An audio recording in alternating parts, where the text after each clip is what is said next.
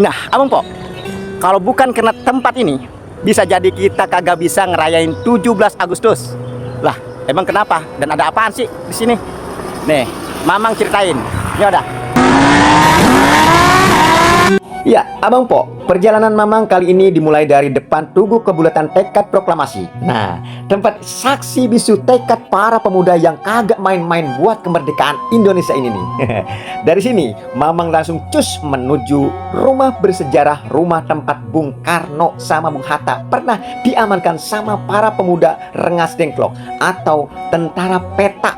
Jaraknya kagak jauh nih Abang Po, cuman beberapa menit aja nyampe. Tapi nilai sejarahnya di sini berat banget nih Abang Po. Dan akhirnya sampailah Mamang di rumah sejarah Rengas Dengklok ini nih.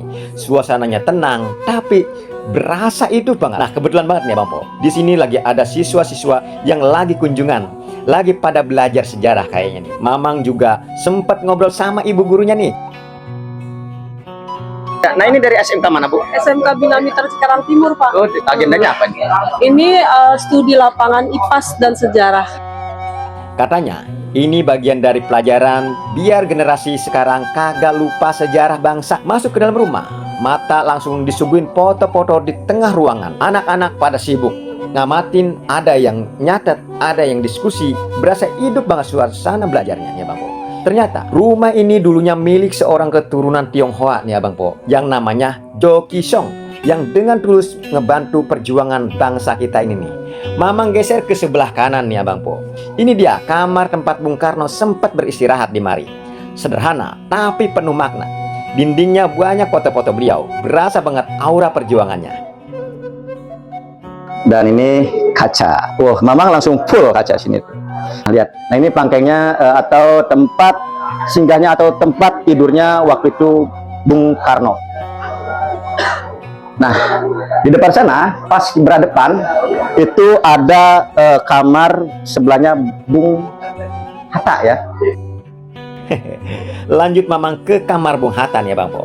Di sini juga kagak kalah hikmat, rapi, terawat, dan kebetulan ada siswa juga lagi serius merhatiin tiap sudut ruangan. Nah, ini adalah kamarnya Bung Hatta. Tuh. Nah, ini kamarnya Bung Hatta ya, Bang Po. Nah, seperti ini. Tuh.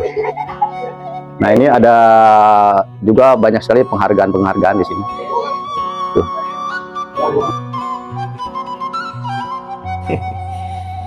Nah, habis itu Mamang balik ke tengah rumah dan ketemulah sama seorang ibu. Ternyata beliau ini cucu dari yang punya rumah ini. Wah, langsung Mamang tanya-tanya. Ini berarti kunjungan orang-orang penting tamu ya? yang datang sini. Wah, luar biasa dari Bapak. Iya nih,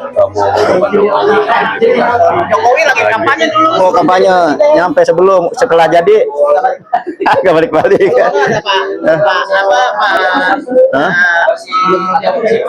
Ini Boleh tahu, Ibu, umur rumah ini udah berapa lama ini? rumah ini bangunan tahun 1920. 1920. Sekarang udah 26. Ya Allah. Berarti 106 tahun. 106 tahun ya. Satu abad lebih. Wah. Masih asli. Masih asli ya? Original ya? Miliknya masih asli. Oh, ini atas. Iya, atapnya. Ini lantainya bata, tanah merah. Kan belum ada semen kita zaman Iya, tahun iya. 20. Bisa kuat ya? Terus ini apa? Kayu-kayu yang masih asli. Masih original ya. Kebetulan ibu ini dari Generasi 3. Oh, generasi ketiga dari Dong Kisong. Dong Kisong ya. Oh, kakek dia Bu ya. Kalau kakek ini kelahiran tahun 1880. Orang Pisang Sambo. Oh, orang Pisang Sambo. Lahir di Sambo. Oh, lahirnya Sambo. Dan cerita itu terus diceritakan dari soal rumah hingga mulai dari Bung Karno dan Bung Hatta dibawa ke Rengas Dengklok sama para pemuda dan tentara peta didesak supaya segera memproklamasikan kemerdekaan sampai akhirnya. Dari sinilah awal mula disusunnya langkah menuju teks proklamasi, rancangan, rumusan, dan menulis dengan tangannya Bung Karno di rumah ini. Dan setelah di Jakarta diketik langsung oleh staf kepresidenan. Tapi titik penentuan arah bangsa ini dimulai dari rumah ini nih Bang. Dari Rengas Dengklok, Bung Karno dan Bung Hatta akhirnya dibawa kembali ke Jakarta. Dan pada tanggal 17 Agustus 1945, sejarah itu dikumandangkan Indonesia merdeka.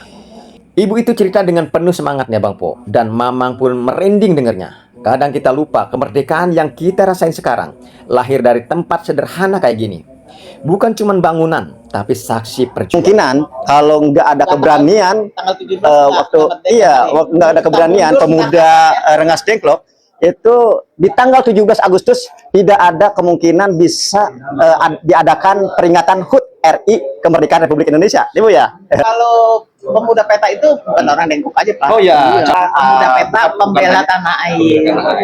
Kan setelah mereka jadi tentara tentara nasional. Iya. Nah, Kan itu yang ngedidik militernya Jepang, Oh, iya. seragamnya Jepang, tapi bangsa kita. Oh betul.